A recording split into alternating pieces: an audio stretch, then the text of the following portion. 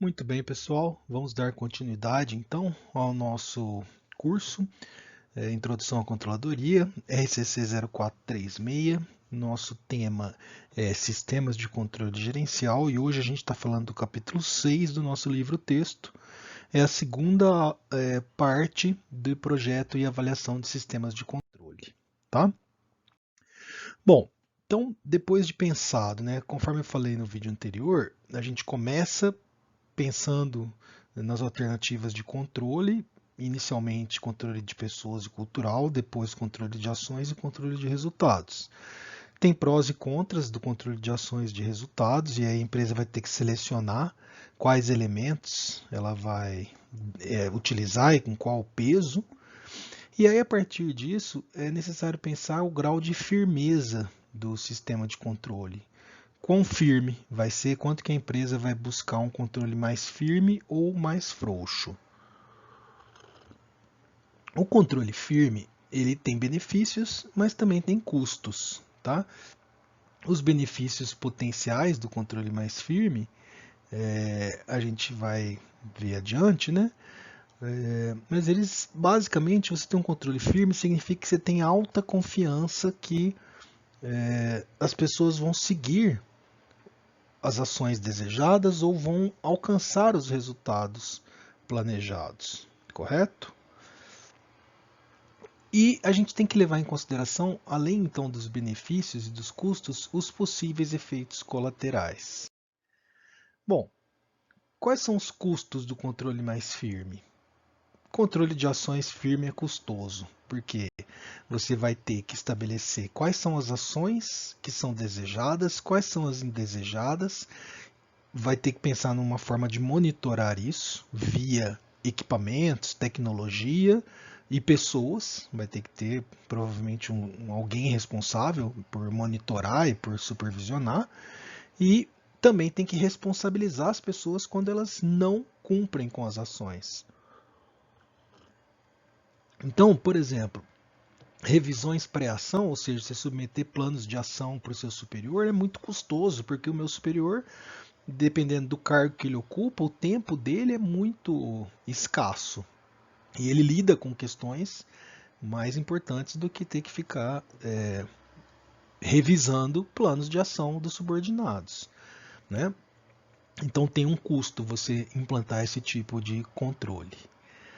A compliance, ou seja, você garantir que as pessoas estão fazendo as ações desejadas, né, estão agindo conforme o desejado, requer que a empresa tenha um sistema de coleta de informação via software ou equipamentos ou tecnologia, né, de coleta de dados. Alguém tem que avaliar todo esse volume de informação e produzir relatórios que permitam a responsabilização e a cobrança das pessoas. Então isso também é bastante caro, né? O controle de resultados mais firme, por sua vez, requer uma análise frequente das medidas de desempenho, a evolução das medidas de desempenho e também uma mudança contínua nos parâmetros do controle de resultados, porque as pessoas aprendem a jogar com o sistema, né? Esse é um comportamento que a gente viu no capítulo anterior de gamesmanship, correto? Então, frequentemente, a empresa vai ter que mudar os incentivos. Isso vai tomar tempo dos gestores, né?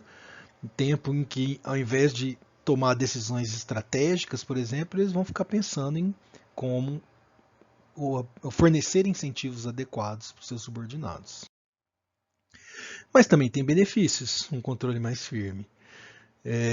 E eles tendem a ser benéficos principalmente naquelas áreas que são críticas ao sucesso da organização. Eu comentei em sala de aula dos fatores críticos de sucesso, que as empresas normalmente elas competem por algumas prioridades competitivas, né? Preço, qualidade, prazo, ou tempo, né? Flexibilidade. Então, naquelas áreas que são críticas para o sucesso, ou seja, que são fatores ganhadores de pedido, um controle firme é muito importante. Então, organizações varejistas, supermercados, etc., vão certamente investir em sistemas de controle de estoque muito cuidadosos, porque o giro do estoque é uma medida chave, né, para o sucesso de um supermercado, por exemplo, e, e o ter em estoque os itens adequados. Então, você ter estoque excessivo é ruim, você ter falta de estoque é ruim também, porque você diminui a satisfação do cliente.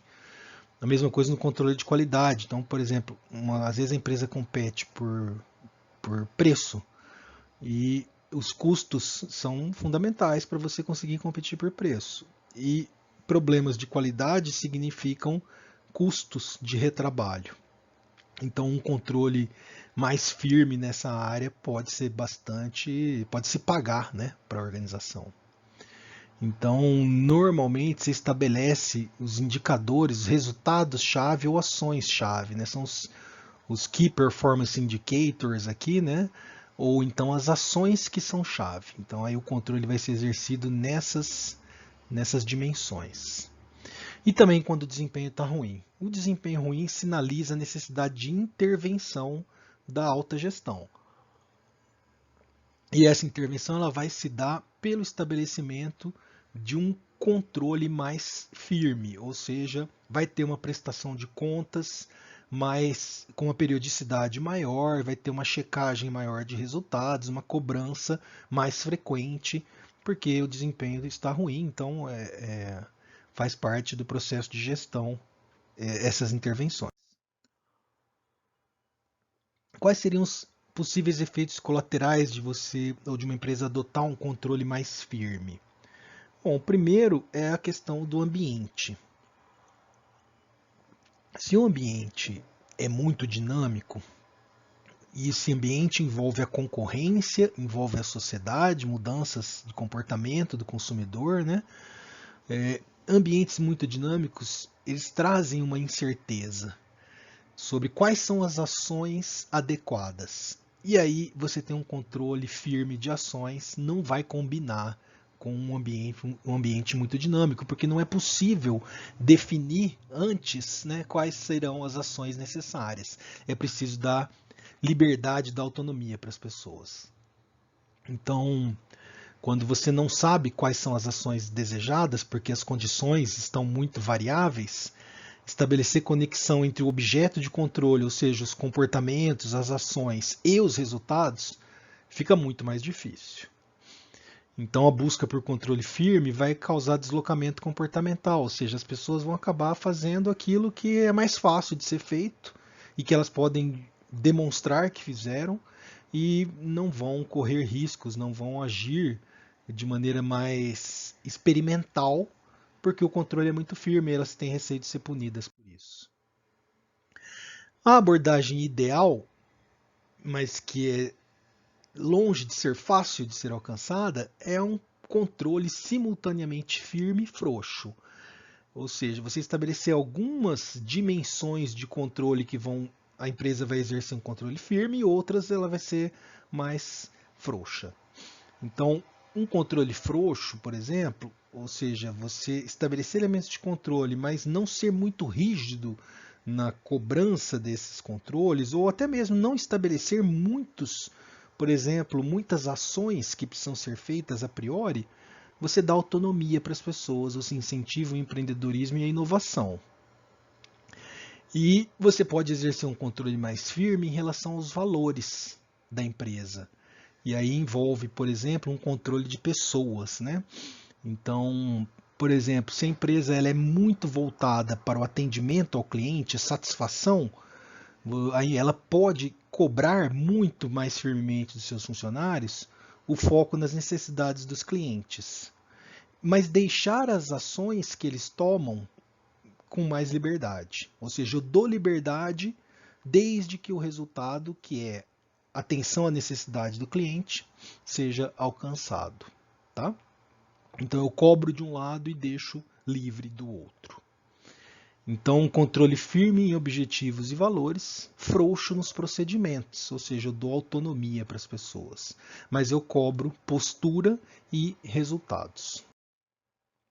Então essa abordagem ideal, ela não é fácil de ser alcançada, né?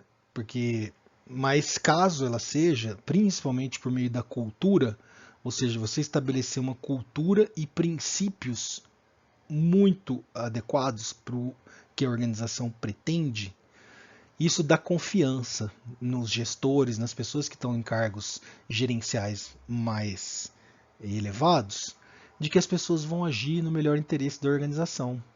Então, se as empresas, né, a gente viu que só 15% das empresas, dos CEOs, avaliam que sua empresa tem uma cultura adequada. Mas quando você consegue isso, essa cultura adequada, você passa a ter diminui a preocupação com o que as pessoas vão fazer. E aí você pode focar em outras ações, em outros objetivos. Né? Como alcançar isso é a grande questão. Como criar uma cultura em que as pessoas são firmemente comprometidas com os princípios. Nenhuma empresa consegue vender um procedimento para alcançar isso. Não existe essa solução no mercado. Tá? É um processo de tentativa e aprendizado. Então, normalmente as empresas elas adotam uma abordagem, até por questões de custo, né, de custo e benefício, elas adotam uma abordagem de controlar de maneira firme ações e resultados críticos, tá? E dão autonomia em ações e resultados que não são críticos, mesmo que eles sejam fáceis de controlar. Então, pode até ser muito fácil controlar algumas ações e resultados não críticos, mas a empresa não investe nisso, porque é vantajoso dar essa liberdade, essa autonomia para as pessoas, porque você cobra de um lado, mas libera um pouco em outras dimensões, e isso faz com que as pessoas não desenvolvam atitudes negativas em relação ao controle, tá? Bom, e aí? A empresa está utilizando um determinado conjunto de elementos de controle, né, de resultados, de ações, de pessoas. Quando que ela vai precisar alterar isso? Bom, normalmente quando tem mudança nas condições do ambiente. Ou seja, novos concorrentes chegaram, ou concorrentes saíram, ou mudou uma tecnologia que trouxe um produto substituto, ou as condições econômicas estão desfavoráveis, ou elas passaram a ser muito favoráveis. Então mudou condições do ambiente e trouxe incerteza sobre ações que levam a resultados, isso vai ter que mudar o balanço dos elementos de controle. Então, algumas que eu já mencionei aqui, né? O ciclo de vida da organização é um elemento importante. Empresas pequenas, normalmente, como eu já mencionei no vídeo anterior, elas têm uma centralização. As decisões mais importantes estão centralizadas na mão do proprietário. Esse proprietário também, normalmente, ele monitora de perto as ações dos seus funcionários. E há uma tendência em criar uma cultura organizacional própria de empresa pequena, mas de família. Mesmo que não seja uma empresa familiar, a metáfora da família é uma metáfora muito poderosa. Então, você trazer uma noção de pertencimento, ela é muito benéfica para a organização. As empresas grandes, elas tendem a investir mais em burocratização e formalização de rotinas, não porque simplesmente porque é necessário, né, ter um controle dos recursos, do orçamento da organização, mas ao mesmo tempo elas também dão autonomia para as pessoas. Elas dão autonomia na forma de descentralização, né, dá direitos de decisão para os cargos e ao mesmo tempo cobram resultados e recompensam o alcance de resultados. Então, é muito comum que quando a empresa está fazendo a transição de pequena para grande, surjam dificuldades no balanço do controle. Por quê? Porque, por exemplo, a empresa ela pode formalizar rotinas e não descentralizar, porque o proprietário que está acostumado a gerenciar uma empresa pequena, ter o controle de todas as ações, ele muitas vezes tem receio de delegar. E aí, então, a empresa ela cresce e ela pode adotar algumas características de empresa grande e outras de empresa pequena, e isso vai trazer problemas de controle. Bom, Um dos principais desafios aí é que a nossa abordagem é comportamental, ou seja, a gente usa os sistemas de controle para induzir comportamentos que são positivos para a organização. E a efetividade dessas ações de controle depende de como que as pessoas reagem, né, aos sistemas que são implantados. Então, por exemplo, em determinados cargos, o perfil profissional daquele cargo é de pessoas que valorizam autonomia e liberdade de ação. Se você implantar um controle de ações muito forte, essas pessoas vão desenvolver atitudes negativas e, e isso não vai ser bom para a organização. Já quem é mais avesso ao risco, por exemplo, e prefere clareza em regras, provavelmente não vai se dar bem ou não vai se sentir confortável num ambiente de controle de resultados, porque o controle de resultados dá autonomia. Estabelece o que se espera, mas não define claramente as regras, as ações, os comportamentos. Estabelece só princípios, né? Então, quem é mais avesso ao risco não vai provavelmente ocupar um cargo desses, de gestão, por exemplo. Algumas pessoas valorizam muito recompensas financeiras e não dão valor para outras formas de recompensa, enquanto outras valorizam autonomia, valorizam desafios, valorizam o significado do trabalho. Então, significa que a gente precisa, de acordo com o que a empresa quer alcançar, identificar o perfil que ela precisa para cada cargo e colocar as pessoas de acordo com esse perfil, né? Ou seja, tentar contratar as pessoas que se encaixem no perfil desejado para aquele cargo. Não tem uma forma única de controle que é válido sempre, ou seja, não tem uma regra ou uma receita que é aplicável a qualquer circunstância. Esse é um grande desafio, né? E ao mesmo tempo é o que torna interessante e é o que dá a oportunidade de nós atuarmos nessa área. O que funciona numa organização não pode não dar certo em outra por questões culturais, por disponibilidade da mão de obra, pelo setor em que a empresa atua, pela intensidade da concorrência que ela enfrenta. Então, na verdade, você tem que levar em consideração o contexto que a organização está inserida e, fundamentalmente, a história da organização. Como é que ela chegou ao momento em que ela está, ao ponto em que ela está agora? Porque essa história ela vai carregar alguma inércia. Então, grandes mudanças na forma de controle, elas têm que ser pensadas com muito cuidado. Então, a maneira como as pessoas vão reagir aos sistemas de controle é o que vai definir o resultado, tá? Então, para a gente manter um controle efetivo é muito desafiador, muito, porque ainda mais na situação de hoje é muito frequente que o ambiente mude. Não só o ambiente, mas a organização também. As pessoas, por exemplo, se uma organização ela tem uma cultura muito forte, mas ela cresce rápido e traz novas pessoas, essa cultura vai se diluir. E aí a forma de controle, né, vai ter que mudar. Então, a tecnologia, o crescimento, a competição, tudo isso faz com que a organização tenha que se modificar, inclusive os seus elementos de controle. Isso vai trazer necessidades de mudança. Então, o balanço desses três elementos aqui, ele tem que ser pensado cada vez que ocorre uma mudança no ambiente ou na empresa. Só que às vezes as empresas elas se ocupam demais com mudanças nas áreas operacionais, comercial, vendas, etc.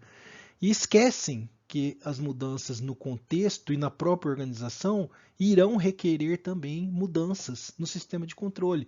E aí isso pode fazer com que haja problemas de comportamento nessas organizações.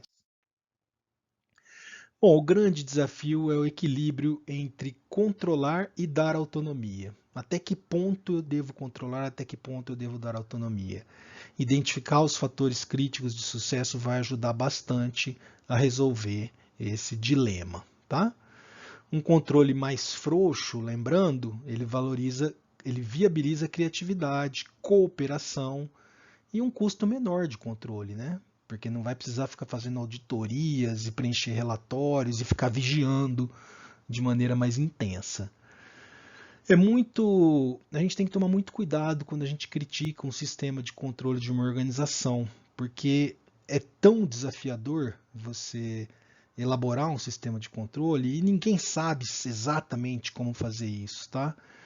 É importante lembrar que um sistema de controle, quando ele é bem feito, ele aumenta a probabilidade de alcançar um bom desempenho, mas ele não é o único determinante.